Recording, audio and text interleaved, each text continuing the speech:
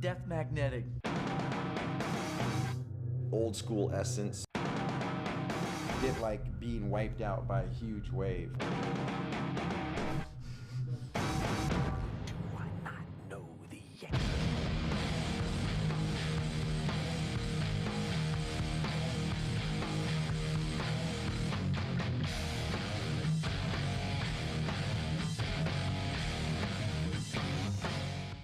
Death Magnetic, the new Metallica album. I'm a little close to it. My head is still kind of spinning about the whole process of the last couple years, but everybody who's heard it says it sounds great. It's been 2 years in the making, and gone through lots of lyrical ideas, lots of, I guess, growing up after Saint Anger. This is Rick Rubin and us trying to capture the essence, the simplicity, the skeleton of Metallica. It certainly has a lot of energy. It certainly sounds very lively, and it sounds very, we say it has a high face value. Rick Rubin's, I think one of his key things that he wanted to try and do was to get Metallica to sound really live in the studio. Some of the previous records we made in the 90s, I think, got a little over-labored and a little too anal and a little too kind of, detail-oriented and so on. And Rick really wanted to kind of try and preserve that kind of wall of sound that happens when we play in live situations. It's retained all that liveliness, and it's loud in your face. And in about 6 months from now, I'll listen to it again, and I'll be able to see if the songs are any good. But most of my black metal friends who've heard it, they all like it, so I'll take that as a good thing. When we were making this album, we had gone through the tribulations that we had been put through on Saint Anger, and that was now past us, and we had moved on from that point, and we were now a band again because we had gotten robbed. This being my first Metallica album, I feel like it's great. I mean, the guys welcomed me with open arms. The studio has been much easier than it ever has been. I think the main part is realizing friction is a part of it all. And we need each other more than we hate each other. As simple as that. It's probably the most band-like that I can remember. As far as going through the songs, recording the songs, and adding to the songs, cutting and pasting and doing all that fun stuff. We were there. All of us were there for the whole thing. It felt right. We didn't spit them out in an afternoon. We wrote in the studio for the better part of about a year. But it was kind of more like, it wasn't like, okay, here's a new song, here's a new song, here's a new song. It was more like, here's a new song, and here's another new song, and here's another new song, and now let's go back and re-look at this one, and then now let's re-look at this one, and now here comes 5, 6, and 7, but 1, 2, and 3 are gonna get tweaked because 6, 7, and 8 have a particular. So it was, to me, they were all constant works in progress. They really, really were open to suggestion, and they wanted to hear what I had to say. And at the same time, I know that, with Lars and James especially, you gotta let those guys kind of run with an arrangement when it comes to arranging songs and stuff. It's like going to the best school of songwriting on the planet. We had a lot of material that was pre-written. So we had a good, strong foundation of music to decide what was going to be used on the album and what was not. The song starts to blossom, about 5 years ago is when we started to develop ideas. After 2 years of touring, we had 60 hours, at least 60 hours of ideas. And then we'd go on the road, and then we'd get re-inspired by this or that, and then we'd come back and tweak some more. We ended up with 25 skeletons of songs or bases of songs, and then we started weeding them out, and ended up with 14 that we recorded. And we made a decision, all of us, that we were going to record and see 14 through. If I rub it on the mic, can you hear it? Can you hear it? You know, the reconnecting with the past is something that definitely happened organically. Rick made us comfortable about revisiting and being maybe inspired by some of the records we put out in the 80s. He knew what the ultimate Metallica album should sound like in his head, and he said to us from the very beginning, whatever you guys were doing, whatever you guys were thinking, whatever you guys were listening to. Try and take yourselves back to, you know, 1981. Reconnect with the early years. Don't be afraid of that. And try to bring your musical minds there in the present day. Listen to the same records that you listened to in the 80s.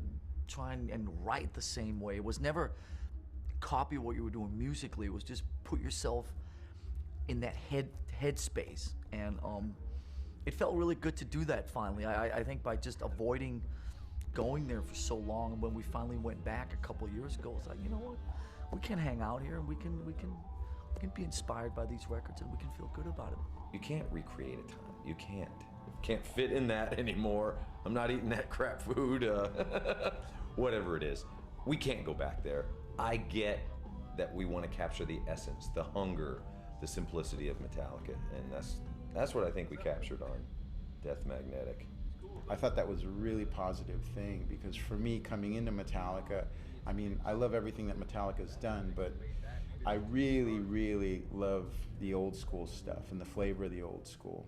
So some of the arranging and just the creative process may have been similar to how, you know, they had done it back in the old days. We actually started most of the creative process in the summer of 2006, which was the same time that the Master Puppets' 20th anniversary was going down, and we actually played the whole record live all over Europe and Asia and stuff.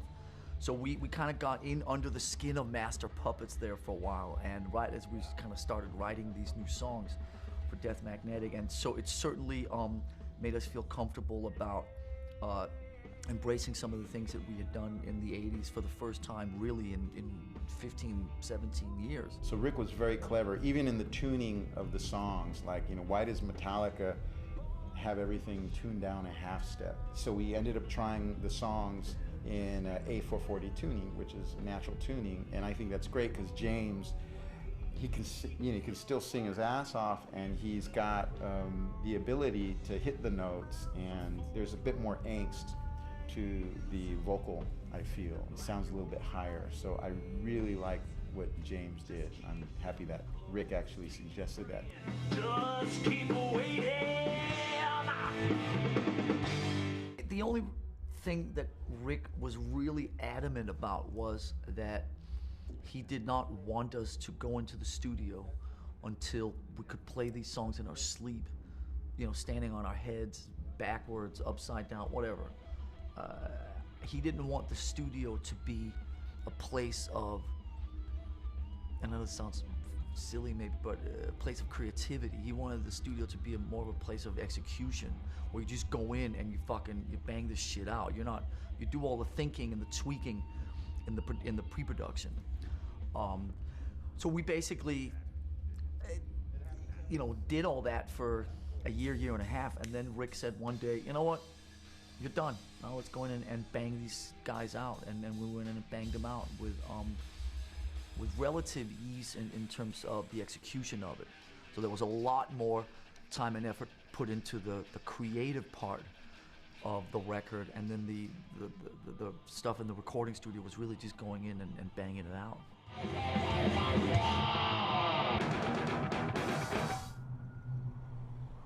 Well, the short film appealed to me as in tired of seeing the same old kind of video, or wanting to try something different. I was on a treadmill in Italy in July, and I spent about an hour in the company of one of those cheesy music video channels, and literally I was close to puking. And I called up Cliff Bernstein, and I said, our manager, and I said, we can't make videos. We have to get away from that. we can't be in the same. We just can't do this. We have to make short films. This is supposed to enhance our music. So hopefully it does. I really love the fact that it's not literal, or the lyric says something and then, you know, and they all ran away, and then you see things running away, or you know, it's not dumb. And of course, when you have all the songs are, you know, north of 8 minutes, then they sort of almost by default become short films. But but we basically made the decision to work with filmmakers, to work with film directors, and we made a very, very short list of some of our favorite film directors and people that we thought were edgy and just the vital young film directors of our time. Thomas Vinterberg, obviously a fellow Dane, and somebody who I've been enamored with for 10 years and actually known for a long time also. I just came up with this great concept for The Day That Never Comes, which took the most specific lyrics, and he took the very obvious place where those were set and completely threw that away and set the song up in a very, very different environment. The scale of it is very big and about soldiers, you know, and kind of this whole setup that on one hand is very contemporary and I think very relevant in what it's saying, but at the same time it's also completely timeless. It's emotional, even without the music, which is pretty important as well. Because it really is a story about forgiveness, it's a story about redemption, it's a story about human interaction, it's a story about people being in a situation that they don't want to be in. I'm really, really, really proud of this video. It fits the song beautifully because of the scale of the video and what he's done with it. I've always felt that Metallica has done its best to welcome people in and to have our fans and friends have as much access to Metallica as possible. The meet and greets are such a great vibe. They're such a great inspiration for both sides, I think. I feel I'm getting more out of it than they are a lot of times. When there's not too many, and when you got a manageable amount of people, you can actually spend some time with them and make it real. And the factory meet and greet, go through, sign, and off you go, you know, kiss the baby, and it's not friendly, basically. We love the meet and greets. They inspire us. Just to feel that rapport of you know, coming into contact with the fans and talking to them about new music and their opinions on new music in general and the new album in general, I think was valuable too. I love to hear the feedback, good and bad, you know. I think the band, when they go into a meet and greet, you're feeling pretty confident. Everyone's looking at you, you're going, yeah, I'm the man, I feel pretty good. You can kind of say anything you want to me and it's not really gonna hurt, you know. Oh, Kill 'Em All is better than this one, you know, you guys suck after this record. Okay, that's great. But what is it you think sucked? And, you know, start to converse about it. It's like, all right. But it puts you in a good mood, man. So you hit the stage and you're already pumped. We are looking forward to playing new songs, absolutely. We had a talk a couple days ago about we're going to rehearse all 10 of them, and we want to be able to play all 10 of them at any given time. Because they're all kind of written with live performance in mind, which is something that we did back in the 80s. This album is a mixture of a lot of different tastes of Metallica, and hopefully there are a few songs in there that will become live evergreens, you know. We have been touring for a few hundred years and forced a lot of songs into people's faces. It's great to see you, my friend. And they've learned them, and that's how you get that song that stays in the live set, I think. These songs, the way they're put together, they're put together to be played by two guitars, bass and drums live, and you know, it's great that we're back to that again, because the advantage is that what you hear on record is going to be much more closer to what you're going to be hearing live. But these new songs, we can't wait. It's fun to be Metallica. It's been a great couple of years. I think we finally got all the balances figured out between our own needs, the band needs, the family needs, the whole thing. It's like it's finally balanced. Maybe it's a little bit of wisdom sinking through this thick thing, but starting to figure out the dynamic of the band. Why? We're not really figuring out why, but acknowledging what we do have and how it works. We're realizing that we need each other, and we go places when we're together, and we're able to achieve great things with the Metallica key, you know? It's all pretty good, and Saint Anger and Some Kind of Monster. Those are distant memories. It's amazing, man. Metal all over the world is alive and well, and probably even doing better than it has for a long time. Feels to be like a real vital energy at the moment, and metal just seems a lot of the younger kids that are coming up are kind of bypassing most things grunge. They're kind of bypassing most things rap, metally and stuff like that. And most of the 13-year-olds now, they're into all the same things that we were all into in the 70s and 80s. Thanks in part maybe to the guitar heroes and the rock bands and so on, but it's very healthy.